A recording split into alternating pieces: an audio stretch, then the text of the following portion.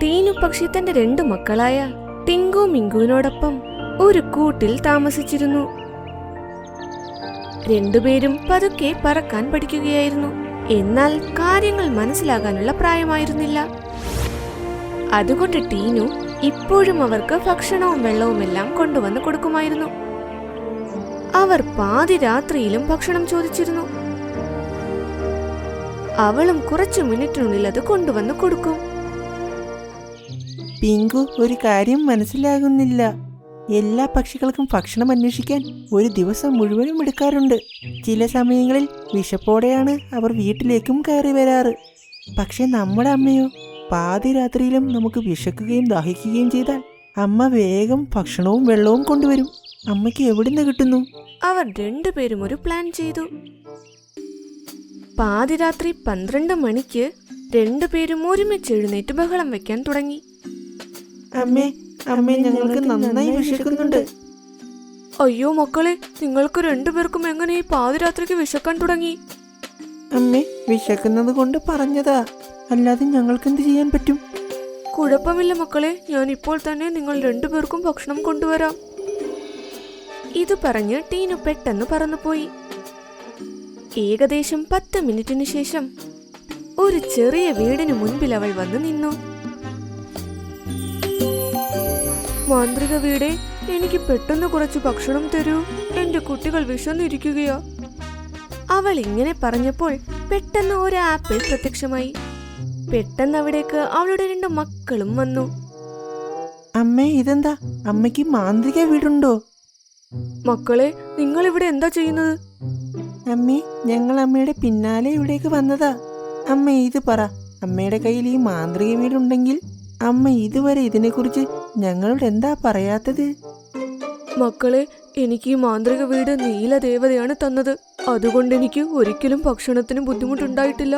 അതിനോടൊപ്പം ഒരു കാര്യം കൂടി പറഞ്ഞു, ഈ വീട്ടിൽ യോഗ്യതയുള്ള പക്ഷികൾക്ക് മാത്രമേ താമസിക്കാൻ പറ്റൂ. അതുകൊണ്ടാണ് നിങ്ങളോട് ഇതിനെക്കുറിച്ചൊന്നും പറയാതിരുന്നത്.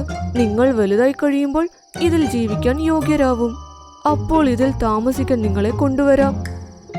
അമ്മേ, പക്ഷെ ഞങ്ങൾ എങ്ങനെ തെളിയിക്കും ഇതിന്റെ അകത്ത് താമസിക്കാൻ ഞങ്ങൾ യോഗ്യരാണെന്ന്?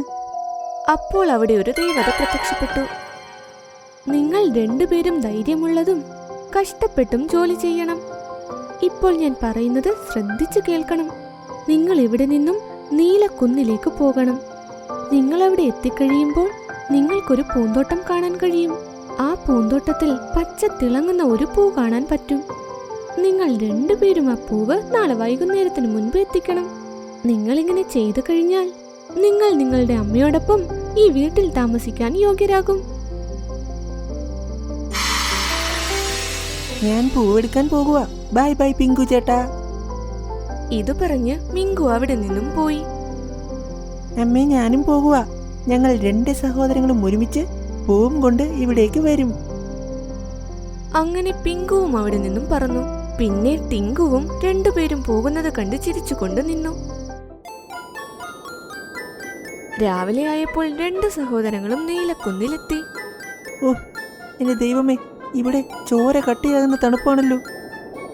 മഞ്ഞും പൊഴിയുന്നുണ്ടായിരുന്നു. അവർ ഒരുപാട് കഷ്ടപ്പെട്ട് പറന്നുകൊണ്ടേയിരുന്നു. അവർ ഏകദേശം അരമണിക്കൂർ പറന്നതിനു ശേഷം അവർ പൂന്തോട്ടം കണ്ടു. അവിടെ എല്ലാ തരത്തിലുമുള്ള പൂവുണ്ട്. ഇപ്പി, ഞാൻ ഈ പൂന്തോട്ടത്തിന്റെ അടുത്ത് എത്തി. പെട്ടെന്ന് ആ പൂ അന്വേഷിച്ച് തുടങ്ങാം. ഇത് പറഞ്ഞ് മിങ്കു ഒരു വശത്തേക്ക് പറന്നു. പിന്നെ പിങ്കുവും പുറകെ ഓരോ പൂവിനെയും നോക്കാൻ തുടങ്ങി. ഏകദേശം 4 മണിക്കൂറോളം തിരഞ്ഞതിനു ശേഷം മിങ്കുവിന് പച്ച പൂന്തോട്ടം കാണാൻ പറ്റി. യെസ്, കിട്ടി. മിങ്കു പെട്ടെന്ന് ആ പൂന്തോട്ടത്തിന്റെ അടുത്ത് പോയി. അപ്പോൾ പിങ്കുവും അവിടേക്ക് വന്നു. ഓഹോ, നീയും ഈ പൂവ് കണ്ടുപിടിച്ചോ? നമ്മൾ സഹോദരങ്ങളാണ് പിങ്കു. അത് നന്നായി. നമ്മൾ 2 പേരും ആ വീട്ടിൽ താമസിക്കാൻ യോഗ്യത തെളിയിച്ചു. ശരി, നോക്കാം. Bye bye. ഇത് പറഞ്ഞ് മിങ്കു പൂ പറിച്ച് പിന്നെ അത് ചുണ്ടിൽ കൊത്തിയെടുത്ത് പറന്നുപോയി. പിന്നെ പിങ്കുവും താഴേക്ക് പറന്ന് ഒരു പൂ പറിച്ചെടുത്ത് അതും കൊണ്ട് തന്റെ വീട്ടിലേക്ക് പറന്നുപോയി. അവർ തിരിച്ചു പോകുമ്പോഴും മഞ്ഞു വീഴുന്ന മലയുടെ മുകളിൽ കൂടി വേണം പോകാനായി. അതിലവർ ഒരുപാട് ക്ഷീണിതരായി. ഇനി ഒരു കാടും കൂടി കടന്നു വേണം വീട്ടിൽ പോകാൻ. അവർ ഒരു പാറയുടെ മുകളിലിരുന്ന് വിശ്രമിക്കാൻ തുടങ്ങി. അപ്പോൾ അവരൊരു ശബ്ദവും കേട്ടു.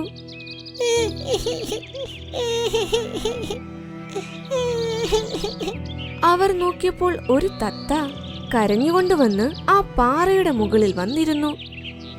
മിട്ടു ചേട്ടാ, നിങ്ങൾ എന്തിനാണ് കരയുന്നത്? ഈ ചോദ്യം കേട്ട് മിട്ടു അവരുടെ നേർക്ക് നോക്കിയപ്പോൾ അവന്റെ മുഖത്ത് പുഞ്ചിരി വിടർന്നു. ഞാൻ നിങ്ങളെ ഓർത്താണ് കരഞ്ഞത്. നിങ്ങൾ രണ്ടുപേരും എന്റെ ബുദ്ധിമുട്ട് അകറ്റിയിരിക്കുന്നു. ഞങ്ങളെങ്ങനെ? നീ എന്തൊക്കെയായി പറയുന്നത്? എന്റെ അമ്മയുടെ ആരോഗ്യം വളരെ മോശമാ. ഡോക്ടർ ആമ പറഞ്ഞത് അമ്മയെ ചികിത്സിക്കണമെങ്കിൽ നീലക്കുന്നിലുള്ള പൂന്തോട്ടത്തിൽ നിന്നും പച്ചപ്പൂ എടുത്തുകൊണ്ടുവരണമെന്ന്. അതാണിപ്പോൾ നിങ്ങളുടെ അടുത്തുള്ളത്. നീ എന്താ ഈ പറയുന്നത്? ഞങ്ങളിത് ഒരുപാട് കഷ്ടപ്പെട്ട് കൊണ്ടുവന്നതാ. ഇത് നിനക്ക് തന്നാൽ വൈകുന്നേരത്തിനുള്ളിൽ ഞങ്ങൾക്ക് ഇതുകൊണ്ട് വീട്ടിലേക്ക് പോകാൻ പറ്റില്ല. അങ്ങനെ ചെയ്താൽ ആ വീടും ഞങ്ങൾക്ക് കിട്ടില്ല. ഇത് പറഞ്ഞ് തത്ത പിന്നെയും കരഞ്ഞു.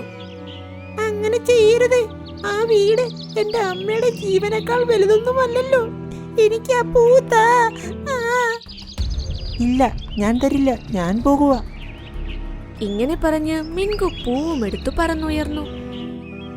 എന്നാൽ തത്ത തന്റെ അമ്മയെ ഓർത്ത് കരയുന്നത് കണ്ട് പിങ്കുവിന്റെ ഹൃദയം പിടഞ്ഞു. അവൻ പറഞ്ഞു, സുഹൃത്തെ, ഈ പൂ നീ കൊണ്ടുപോ. നിന്റെ അമ്മയുടെ ജീവനും രക്ഷിക്ക്. ആ വീടിന്റെ കാര്യം നിന്റെ അമ്മയേക്കാൾ വലുതൊന്നുമല്ല. ഇത് കേട്ട് തത്ത സന്തോഷിച്ചു.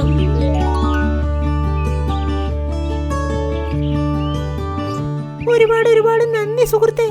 ഭഗവാൻ നിന്റെ ജീവിതം എന്നെന്നും ഉജ്ജ്വലമാക്കും.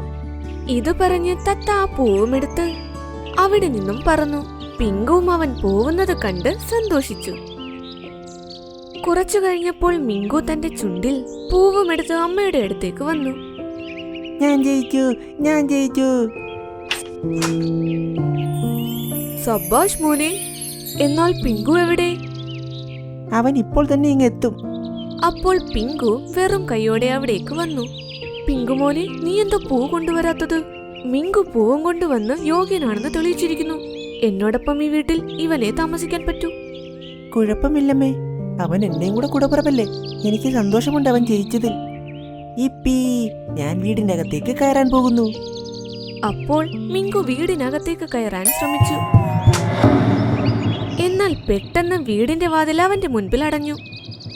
അയ്യോ, ഇതെന്താമേ? ഇതു കണ്ട് 3 പേരും അത്ഭുതപ്പെട്ടു. അപ്പോൾ വീണ്ടും അവിടെ ദേവത പ്രത്യക്ഷപ്പെട്ടു. മിങ്കു, നിന്റെ അമ്മ ജീവിതത്തിൽ മറ്റുള്ളവരെ ഒരുപാട് സഹായിച്ചിട്ടുണ്ട്.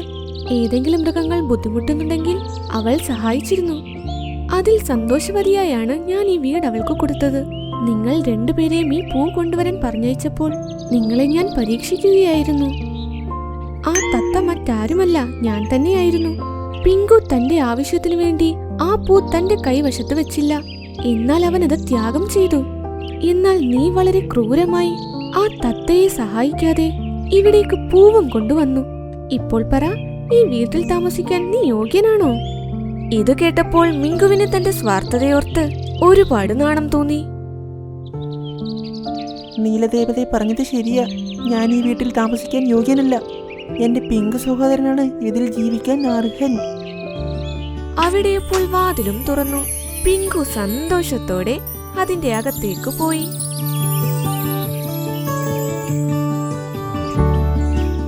പിങ്കു തന്റെ അമ്മയോടൊപ്പം ആ വീടിനുള്ളിൽ തന്നെ താമസിച്ചു. പിന്നെ മിങ്കു ആ കൂടിനുള്ളിൽ താമസിച്ചു. അവർ 3 പേരും ആദ്യം താമസിച്ചിടത്ത്